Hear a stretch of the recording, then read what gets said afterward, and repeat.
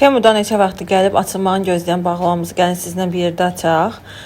Burada buxur idi birincisi göstərdiyim formada. Bunu sadəcə evdə çubuğun biri yandırırsan, evdən xoş qoxu gəlir. Bu yasəmənlidir.